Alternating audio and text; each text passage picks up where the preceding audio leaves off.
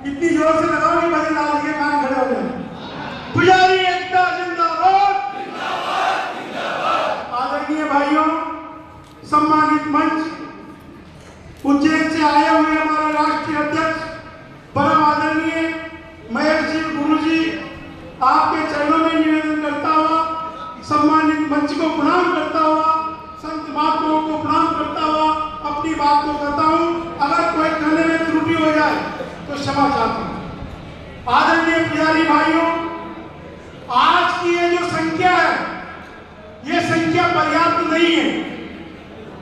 अगर राजस्थान के 3 लाख मंदिरों के पुजारी, 3 लाख मंदिरों के पुजारियों में से 1/3 भी आ जाते तो दृश्य अलग होता, सरकार यहां पर होती। अभी तो सरकार आपकी संख्या देख करके उनके प्रतिनिधियों को भेज रही है।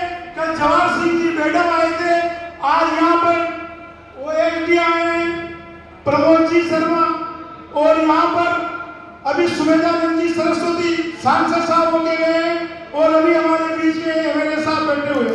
लेकिन स्वयं जैसी हमने घोषणा की थी कि यहाँ पर मुख्यमंत्री महोदय आएंगे, मुख्यमंत्री महोदय ऐसे नहीं आते, उनके पहले यहाँ पर उनके प्रतिनिधि आते हैं, संख्या देखते हैं, टोल नाकाओं पर उनकी संख्या का समाधान आकलन करते हैं, कितनी संख्या आ रही है, तब जाकर के आते हैं। और मैं आपसे एक और निवेदन करना चाहता हूँ, हमारी एकता बरकरार रहनी चाहिए। जैसा कि कुछ लोगों ने फूट डालने के लिए कल जयपुर के अंदर 19 तारीख को हमारा कार्यक्रम 18 को और उनका कार्यक्रम 19 को पुजारियों का बांटने का प्रयास किया है। मैं इस मंच से ऐसे लोगों की निंदा करता हूं जो पुजारियों को बांटना चाहते हैं, पुजारियों को बांटना चाहते हैं, ऐसे लोगों की निंदा करता हूं। एक बात और कहना चाहता हूं, आरपीएससी की परीक्षा हुई थी कुछ दिनों पहले, ज्यादा टाइम नहीं हुआ, 15-20 दिन, 1 महीना हुआ होगा। राजस्थान के परीक्षा केंद्र पर एक ब्राह्मण बालक की जनेऊ उतराई गई। राजस्थान की विधानसभा के अंदर 14, 15, 16 जो भी हमारे विधायक हैं, एक ने भी एक शब्द नहीं बोला। शर्म आना चाहिए ऐसे विधायकों को, एक शब्द नहीं बोला। और मैं उस विधायक का, यूनुस खान का, जो निर्दलीय विधायक है, धन्यवाद देना चाहता हूं। इसलिए देना चाहता हूं जो हमारी बात करेगा हम उसका धन्यवाद ज्ञापित करेंगे। राजस्थान की विधानसभा में केवल यूनुस खान ने उस प्रकरण की निंदा की है। यूनुस खान मुसलमान है, हिंदू नहीं है, ब्राह्मण नहीं है, लेकिन उसने जो निंदा की है उसके प्रति मैं कृतज्ञता व्यक्त करता हूं। तलवास के अंदर एक गुरुकुल चलता है, बूंदी जिले का मामला है। माननीय विधायक महोदय ध्यान से सुनिए, बूंदी जिले का मामला है। गुरुकुल में रात के 12 बजे अचानक आग लग जाती है, 2 बालक जिंदा जल जाते हैं, मर जाते हैं। किसी विधायक ने एक शब्द नहीं बोला। और सरकार के जो नियम कायदे कानून है उनके तहत जो उनको मुआवजा दिया जाना चाहिए उन परिवारों को, अभी तक 1 पैसा नहीं मिला है, 1 पैसा नहीं मिला है। ऐसा ही एक प्रकरण सब गलौद के सरकार में हुआ था। एक प्रकरण हुआ था, 2 मुसलमान बालक पानी में डूब करके मर गए थे। 25 नहीं 50 लाख रुपए एक बालक को अशोक गहलोत ने 24 घंटे होने से पहले दे दिए। और अभी दुर्भाग्य ये है या सौभाग्य को दोनों में से क्या करना चाहिए आप खुद सोचो।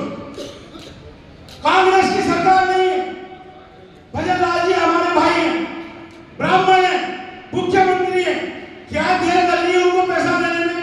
क्यों नहीं नियम के अनुसार पैसा दिया जा रहा? क्या ब्राह्मण को पैसा देकर सरकार का खजाना खाली हो जाएगा? मैं इस मंच से मांग करता हूं, अगर मेरी बात अच्छी लगे तो जयकारा लगाते हुए हाथ खड़ी करना।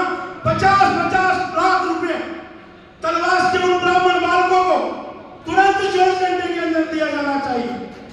अगर नहीं दोगे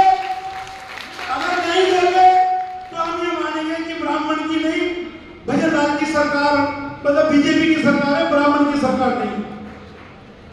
हमारे को मुख्यमंत्री ने समय दिया, 6 महीने से मैं खुद फोन करके समय मांग रहा हूं। उनके निवास पर फोन करते हैं, उनके ओएसडी से बात करते हैं, उनके जो कर्मचारी जवाब देते हैं। आपकी बात को हमने मुख्यमंत्री के पास पहुंचा दिया। उन्होंने पूछा क्यों समय चाहते हैं। मैंने कहा पुजारियों की कुछ मांगे हैं, कुछ ऐसी बातें हैं जो पिछली सरकार में, वसुंधरा जी की सरकार में सन 2018 में उसका निर्णय हुआ था। 12/9/2018 के आदेश की पालना करवाने के लिए एक प्रतिनिधिमंडल हमारे पुजारियों का मिलना चाहते हैं। उनने कहा कि हमने आपकी बात को पहुंचा दिया, 6 महीने से कोई समय नहीं दिया।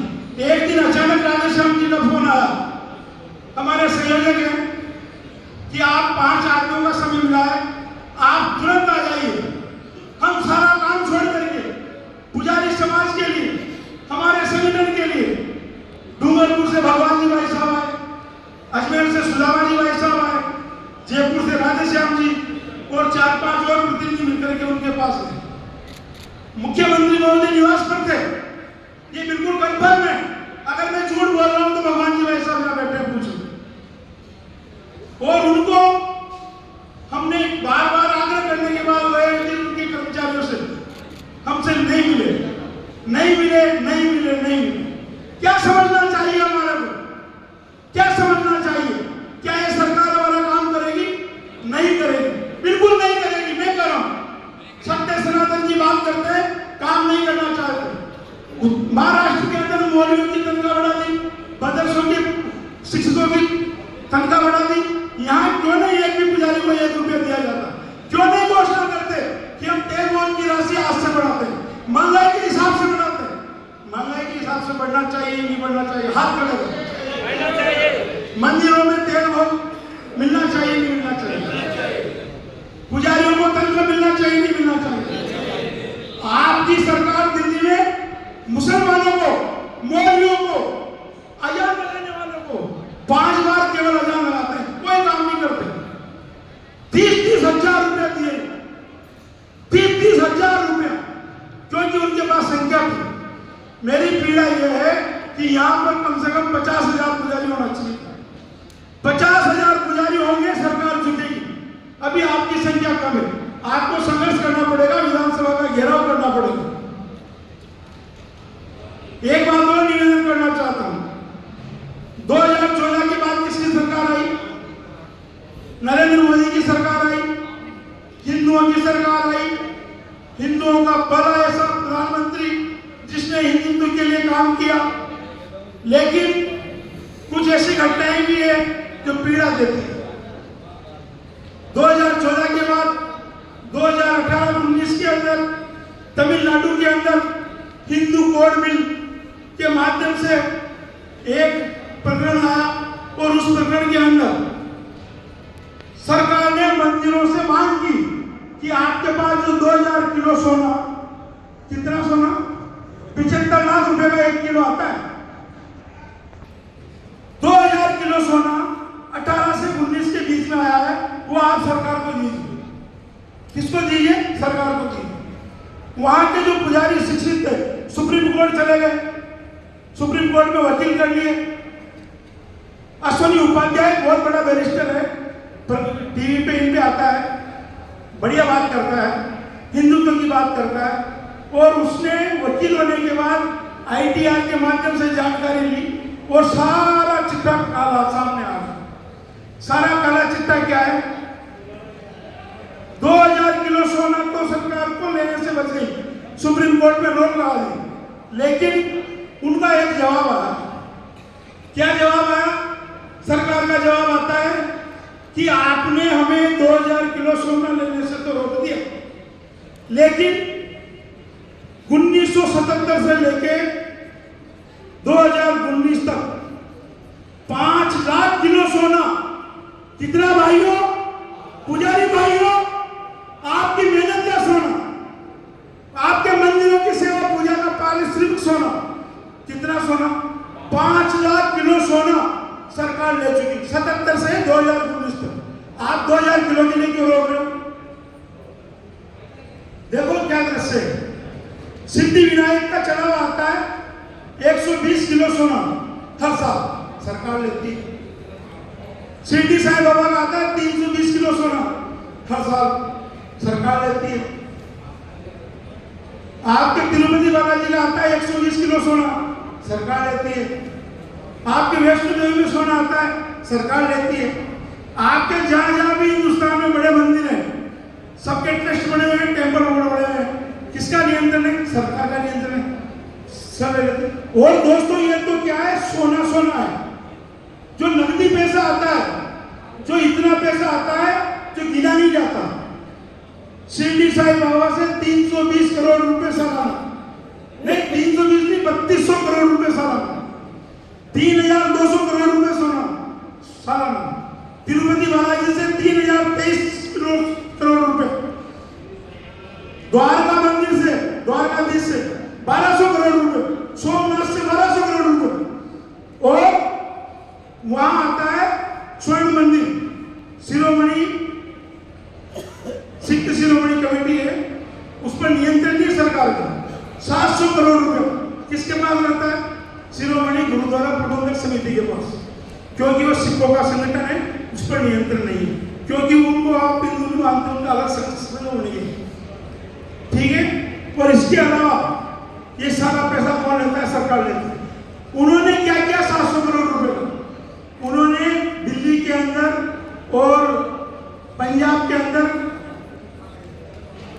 बिल्कुल जोरदार वर्ल्ड लेवल की फैसिलिटीज का एक हॉस्पिटल बनाया, स्वर्ण मंदिर का विकास किया है, गुरुद्वारों का विकास किया है, और ये सब माध्यम से सिखों के ऊपर खर्च किया जाता है। आपके सनातन मोड की मांग कर रहे हैं, सनातन मोड की मांग कर रहे हैं, सनातन मोड होना चाहिए। क्यों नहीं सरकार बनाती है? हमारी मांग है कि तुरंत प्रभाव से सनातन मोड बनाया जाना चाहिए। हमारी मांग है तुरंत प्रभाव से सरकारी नियंत्रण खत्म होना चाहिए। जहां जहां भी हिंदुस्तान में सरकार का नियंत्रण है, मंदिरों से सरकारी नियंत्रण बंद होना चाहिए। 1991 में हमारे साथ दुर्भाव किया, किसने किया? कांग्रेस ने किया था क्या? भारतीय जनता पार्टी की सरकार ने किया। विधायक महोदय, आपसे निवेदन करना चाहता हूं, मेरी बात आपको बुरा लगेगी, मैं 45 साल पुराना भारतीय जनता पार्टी का कार्यकर्ता हूं। पीड़ा होती है, संगठन का काम करता हूं, सच बोलना मेरा अधिकार, सच बोलना पड़ेगा। 3 बार चुनाव लड़ चुका हूं, 3 बार पार्षद रह चुका हूं, 2 बार डायरेक्टर रह चुका हूं। पीड़ा होती है, हम आपसे अलग नहीं है। जब आपका मुख्यमंत्री हमसे मिलना ही नहीं चाहता, समय नहीं देना चाहता, तो क्या करना चाहिए? हमारे ब्राह्मण वालों की जिले उतराओगे तो हमें क्या करना चाहिए? पूजा करना चाहिए इसी सरकार की। नहीं करेंगे, नहीं करेंगे, नहीं करेंगे। सच बोलेंगे, सच करना यदि बगावत है, हमें यही सिखाया गया था। कह दो हम सब बागी, रमू पंडित बागी, सच कहेंगे, बिल्कुल कहेंगे, हमेशा कहेंगे। अटल अडवाणी कमल निशान मांग रहा है हिंदुस्तान, बहुत नारे लगाए हमने, लेकिन जब सत्ता में आए, सनातन बोर्ड क्यों नहीं बनाया जाता? हिंदू बोर्ड क्यों नहीं बनाया जाता? हिंदुओं के साथ अन्याय क्यों बर्दाश्त किया जा रहा है? और फिर दूसरा दृश्य बताता हूं। 4-5 दिन पहले मैं टीवी पर समाचार सुन रहा था, मुसलमान